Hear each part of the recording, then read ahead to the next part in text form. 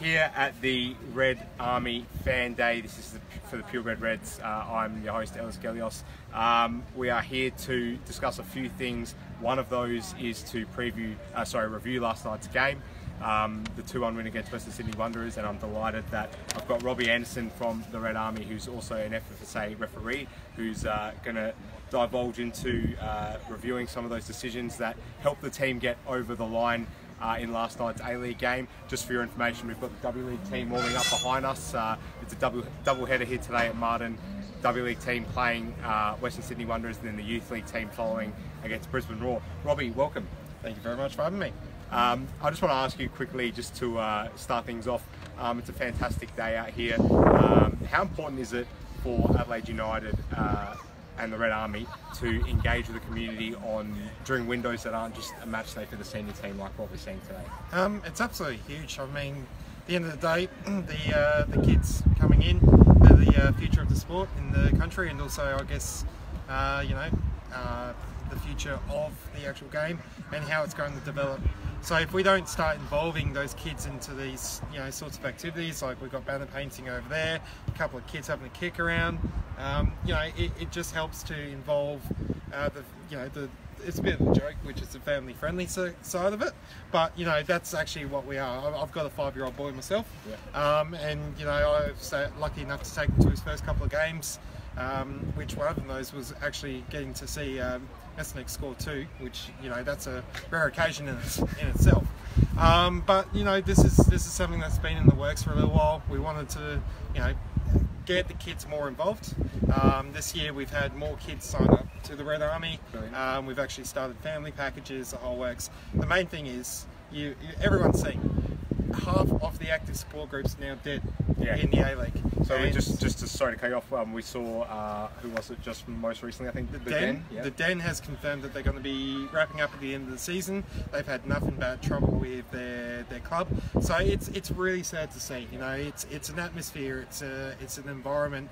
This is with us, we are a Red Army family. We're not just an army, we are a family here. So it's great. Brilliant, mate.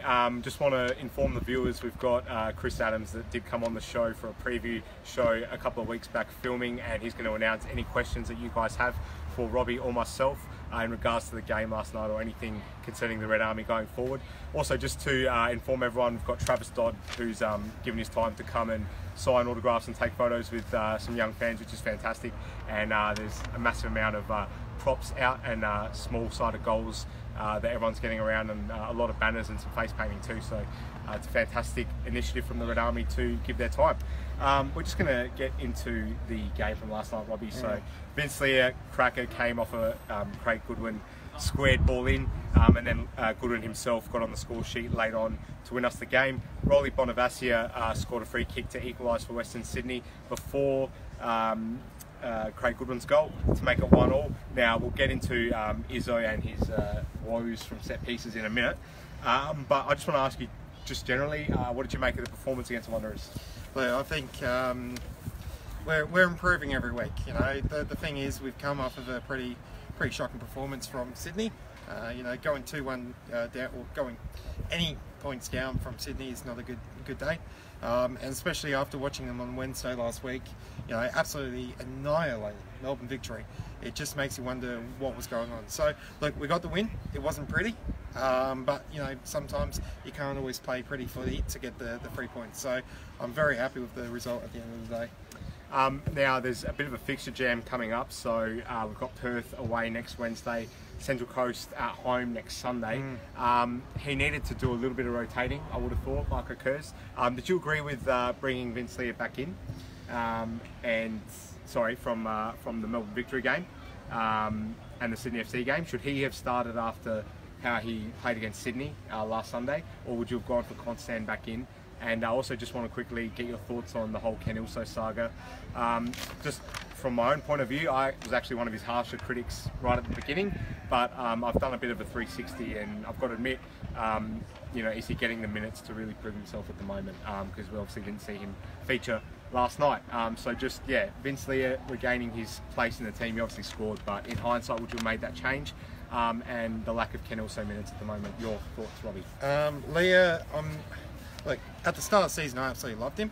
I'm finding though, having the two central defensive midfielders, like you've got, you know, SA, you've got Leah there, we're finding that these two are supposed to be setting something up to create an attacking play.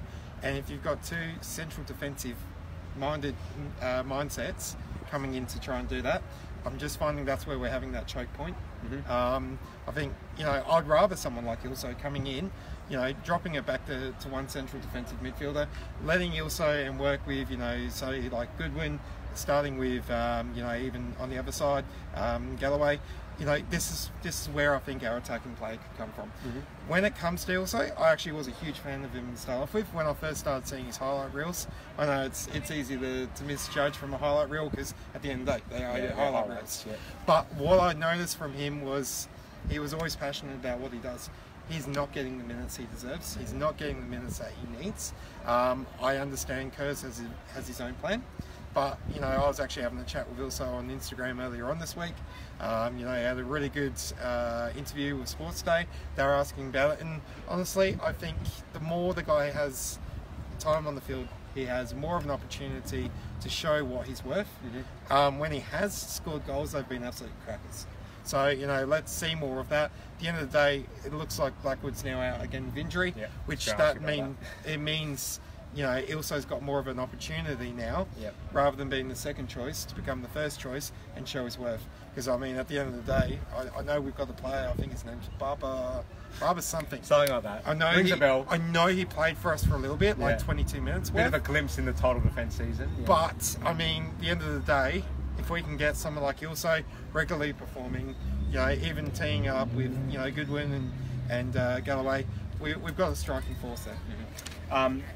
Just want to quickly get you to touch on Goodwin's form. So he scored 3 and 3. How important is it that our pin-up boy, if you like, is back in form seemingly? Look, I love Goodwin. You know, I had a good chat with his father the other week. He's his strongest critic. Old Tony's big fan of the show as well. Hey Tony, hope you're going well, mate. He's his own strongest critic from what Tony was telling me. And, you know, you're going to have your off days. Tell me one person who goes to work and doesn't have an off day. You know, so it's one of those things where if you're constantly having a go at him because he's not performing, trust me, he's thinking 100 times worse. So to see him crack free for free has been absolutely fantastic, and more of it, please. I love it. Yeah, I have to agree there. Let's jump straight into it then, Robbie. So, just want to quickly ask you, just off the bat, the apprentice got one over the master. For those that aren't aware, back in their Bundesliga days, Marco Kurz was the assistant at Hoffenheim. Babel, the first team coach. Was it an amazing sight to see Marco Kurz? I mean, he didn't celebrate as passionately as he usually does. It was more of a relieving kind of a spectacle that he put on at full time. But how good was this to see Marco Kurz, the apprentice, at one point in time to Marcus Babel get one over him? Look, as much as Marco Kurz got the one over him, Babel still wins in the fashion department. That guy is rocking it, and I think at the end of the day, he's the most stylish person in the A-League at the moment. So, no, it was really, really good to see. Like, I'm a big fan of Kurz. You know, him coming in last season, I felt like there was that huge culture shift that we just needed. So, you know, to see him achieve and strive and his goals, I got nothing but the utmost respect for that guy. Brilliant. Okay, so we're going to get into the whole controversial decisions that were made by referee Alex King. So the first one I want to ask you about, Robbie, is in the 75th minute. There was a penalty shout by the Wanderers. So it was a Cordier that went down from Ryan Strain's challenge. It seemingly appeared to show that there was a bit of contact, but these decisions have to be made in a split second, as we know. From where the referee was positioned and from your point of knowledge and experience, having been a referee yourself, was it the right call to not award a penalty? Absolutely. VAR upheld it as well. It was a really good call. I was looking at the referee's positioning. He had it really spot on. You know, the thing is, you can look at anything pretty much in that circumstance, and when it's a situation where it's to a referee's discretion as to whether it's going to be a yes or a no, it's easy to always turn around and say, oh no, I don't think it was, or yes it was. In this situation though, as I said, I think he got it right. And from my position, I wouldn't have called it either. If you actually look at it, the guy was already on the downtrod. He was looking for that free. So if it was a situation where he was honestly taken out, the ball was nowhere near him, any day of the week I would have called that a penalty as well. But as I said, the referee called the right decision there. There you go, you're hearing that from a official FFSA accredited referee. Okay, so the handball shout, again it involved Matthew Cordier from the Wanderers. Yes or no to being a penalty inside the box? No. IFAB have done a really great job recently with regards to actually working on the handball decision.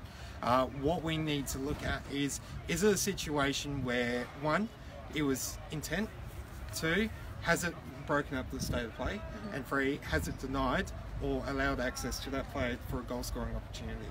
The factor is if you have all three, that's a handball. If you don't have all three, then it's that reasonable doubt. My thing would be is if you've got an arm up here, which is where his was, and all of a sudden you've got a ball kicked into it, how is that of a situation where you're trying to stop that? That is a natural arm, and that's why he wouldn't have called it as a penalty. If it was out here like that, and it's up in there, like similar to the Australia game.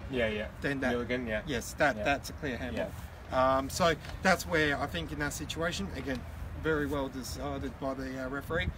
Turned around straight away, said no, and I think again VAR upheld that decision as well. So I got no problems with that. Brilliant. Just want to quickly ask Chris, any questions? Yep, we got one from William Nimmo. Why don't AUFC play youth more often? What's your take on that? Sorry, can you repeat the question? Why don't we play youth more often? Well, I guess the major thing from what I can see is that if you look at most of the other clubs, they have some youth coming through, but also you need that development there. So if you don't have those senior people able to guide that team, work on the strategy, because if you've got someone who's in youth and your team's getting thumped 2-0, all right, you're either going to be running around like a headless chicken, and you've got less of an opportunity of being able to retain, turn that around and start, getting the team back in order. It's a lot of mental focus as well as also, the focus of what you're doing to develop that team. So I don't disagree with you, William. I reckon there needs to be some youth team players coming through. We do have some good ones coming through. I think if you look at the youth squad at the moment, we got some that I reckon the next 2 to 3 years, when they've hit that age, they're going to absolutely make a smashing in the A-League. Well said. Thanks for the question, William. Was there any more, Chris? Yeah, one more, just more of a statement from Marty. Start Strain and Ilso for the glory game. We were scrappy at the back last night. Great goal by Leo, but I don't rate him. Thoughts, Robby? Well, in similar situation, I felt Leo started off well for us. Obviously, that cracking double. But look, it's a situation where he did something very silly last night with that tackle. That was not needed. If we were 5-0 up, 5-1, even then it wasn't needed. It's just that was something silly. I think if you're playing that way and you're not actually looking after the team, then I don't disagree to a certain extent. Great. We'll just move on quickly. So again, on the decisions, our goal, Nikola Miluznic appeared to be offside upon reviewing the replays. Now, from your experience again, the placement of the linesman, the fact that they've got to make a decision then and there, was it correct, A, the decision, and B, was it correct that the VAR did not come in and change the decision overall? Okay, so this decision, I'm a little bit 50-50. At the end of the day, the referee has the ultimate responsibility to make the decision and uphold that if they believe the decision is correct. VAR also have the ability to have a look at it and make sure that it is correct or not. The thing is though, is that the VAR only has a short amount of time to be able to obviously view all different angles. This is key because a lot of people don't know about this, do they? No. They've got about a 30-second They've got about a 30-second window to make sure that they have a look at all angles, all right, and then they've got to make a decision from there. Hey, look, you may want to have a double check of this. Now, this is the thing, it's double-edged sword. You have a situation where everyone goes, all right, we want to cut this and double check it again. Sorry, that was just... a bit starstruck here because Trav Dodd just keeps walking around. So it's all right. We'll forgive you. Obviously, the club's greatest ever captain. Sorry, so continue, Rob. So in a situation like that, if you've got a situation where you've got 15 different camera angles, you've got a 30-second window to be able to have a look at it and make sure that you're happy with the decision that was also made. The factor is that yes, we did score a goal from it. I understand that, and I can understand why some people were upset about it. The other thing I would strongly suggest, though, is actually have a look at where the linesman was. The linesman was in line with where Messernick was scoring. Now, at the end of the day, Messernick has no opportunity, or may only have a split second, to be able to decide whether he's going to run on that. Now, if he's looking behind him, he's already lost that split second. So he's going by, at that stage, possibly where the linesman is, to make sure that he's onside. So if he's on line with the linesman, there's not a lot that you can do. Unfortunately, as I said, I can appreciate where people are coming from in that circumstance, and that's where you'd refer to what the referee has decided in that situation. Very well said, and I'm sure that explains it for a lot of the people that were a bit perplexed, given that we never consider what's happening behind the camera, and we let the emotions get the better of what our opinion is. So great to have you explain it, Robbie. Okay, so just a few other quick key points. Izzo having a bit of a nightmare from keeping our free kicks at the minute. How much of his positioning was to blame for the Bonavassia goal? Now, it was a fantastic free kick, but again, just like the Sydney FC game where De Jong scored, Paul's literally just rooted to the spot, watches it go in. Do you put any blame on him, or was it just a cracking free kick? I mean, the thing with Izzo, and it seems to be the top left-hand side, is his downfall. I know he's probably working on it more than anyone else, and so I'm not going to start flinging anything his way. With Izzo, it's easy to look at the things that he can't do with regards to some of the free kicks, but you look at some of the free kicks he's saved, or have a look at some of the shots he saved last night, the last couple of weeks, they're absolutely perfect. There was an early one against Victory that he kept out, which was a really gorgeous. Powerful effort. Absolutely gorgeous. Yeah, you got to keep that in mind. Obviously. So in that situation, look, he's not always going to get 100%. Any goalkeeper who gets 100% is going to be on millions upon millions of dollars. So with Izzo, I understand that that's probably an area that he's needing improvement on. I'm pretty sure he already knows that, and he's probably working on it already. To say that though, I'm not going to take anything away from that goal. That was cracking. Yeah. Western Sydney Wanderers, they put that right in where it needed to go. Yep. There's no other way of saying it. And to be honest with you, there's going to be very few goalkeepers with the way the wall was set up are going to be able to stop that one from coming through. Yeah, I agree totally. We'll just get through these last few ones real quickly. So Blackwood looked sore when he came off. There was a vision on the Fox Sports cam, so he was clutching away at his foot. Now, I want to ask you the state of the transfers at the moment, or lack thereof. Are you frustrated, or as frustrated as the general fan base, or do you have a bit more hope in us being able to get away with sort of smash and grab wins like we did last night without having to sign any more players to this squad? I would love to sign more players, but we've also got to look at it this way. We've got 24 on the books at the moment. We have multiple players out injured. So we got one of our key strikers injured, who's been injured for most of the season, most of last season, which doesn't help. To be honest with you, if it is a situation where the club turns around and goes, look, the end of the season, Kurs, we've had a great run with you, but we're going to take the club in a new direction, which unfortunately I think may be a situation that may happen. Don't quote me on it, I don't know any sources, it's just a general vibe I'm getting from it. If it is a situation where we're looking at a new coach, I would rather wait until the end of the season, wait until everyone's off contract, we get a new coach in and go, right, you've got 11 players that you can now sign up, this is how much money you've got to spend, go wild. So I know at the moment we're looking at this season and we're going, right, we want to hit finals, we want to hit grand final, we want to knock either the Vicks or the Sydney boys off their pedestal, fantastic. But at the moment, what we can do, what we can't do, are very far and few between. So that's where I'm at with that. Yeah, pretty good summation, I think. Just want to finish off by asking you to speak about your involvement with the Red Army, how long it's stretched from, what you might see as a good future set of plans to roll out when it comes to these kinds of events today. Yep. The pre-game activities and post-game activities that may or may not occur for those that aren't signed up to the Red Army through Facebook or anything like that. Just run us through all those. Yeah, so this is actually my first year on the board. I started working with the Red Army last year. I moved over from Melbourne a few years ago, so started getting back into the swing of things a bit more. You know, now I wasn't having to deal with some blue scumbags. But no, this is my first year. So I'm the membership coordinator for the Red Army. We've actually had our biggest number of sign-ups this year since our grand final year. So I think we're officially over 100 members. Again, you know, we are one of the largest support groups in the Australian A-League. So at the moment, what we're trying to do is make sure that it's there for the next generation. You know, we're getting a little bit on in age.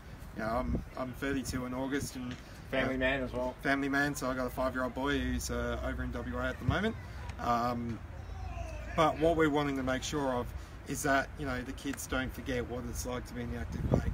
You know, we are trying to turn ourselves around a bit more family friendly. A lot of the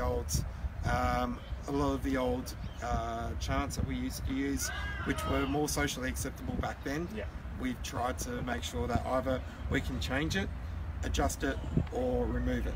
You know, so you know, we do have some in the group that may style a chant. That's not done by our capo Glenn. But you know, most of all, we're just there for a bit of fun. I do want to do a huge shout out though to our sponsors. They've been absolutely fantastic. So thank you to the Brompton. If you guys are coming to a game, or even if you want to watch a game away, come down to the Brompton. We're all there, more than happy to have a chat, have a drink, have a great meal as well. Honestly, the desserts are to die for, and they do the stone grill. So thumbs up there. Ceramic tiles as well, they've been a great sponsor to this.